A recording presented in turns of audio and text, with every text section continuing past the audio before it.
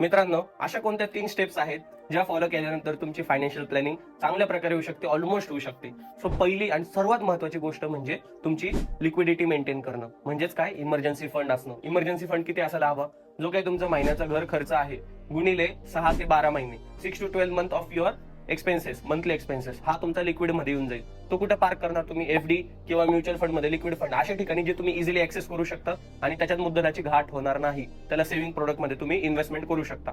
दुसरी प्रायोरिटी येते म्हणजे तुमचा insurance, health insurance, term insurance, accidental insurance. आपण इन्शुरन्स बद्दल पण भरपूर व्हिडिओज बघणार आहोत. ओके, इन्शुरन्स खूप महत्वाचा आहे. इमॅजिन करा तुम्ही एक बॉटल फिल केलेली आहे, त्या बॉटलला एक खाली छोटासा होल आहे. काय होणार? ओव्हर द पिरियड ते पाणी निघून जाणार. तसंच तुम्ही वेल्थ अक्युमुलेट करता एसआयपी करून, पण एक छोटी ऍडमिट जर का झालं तर तुमची वेल्थ जाऊ शकते. त्याच्यासाठी तुम्ही इन्शुरन्स घ्या. तिसरं म्हणजे इन्व्हेस्टमेंट. तुम्ही जर का इन्व्हेस्टमेंट मधल्या 4 गोष्टी जरी तुम्ही प्लॅन केला फायनान्शियल प्लॅनिंग मध्ये, तरी तुम्ही सक्सेसफुल होऊ शकता. पहिलं म्हणजे घर, ज्याला घर घ्यायला सर्वात जास्त खर्च होतो. दुसरं म्हणजे रिटायरमेंट. तिसरं म्हणजे मुलाचं शिक्षण आणि मुलाचं लग्न. या 4च गोष्टी जर का तुम्ही प्लॅन केलं, तुमच्या लाईफ मध्ये पण बघा या 4 गोष्टींना खूप जास्त पैसे गेले असतील. हे व्यवस्थित प्लॅन केलं तर तुमची फायनान्शियल जर्नी स्मूथ जाईल. ओके, अजून व्हिडिओ बघण्यासाठी व्यंकटेश इन्व्हेस्टमेंटला फॉलो करा. थँक्यू.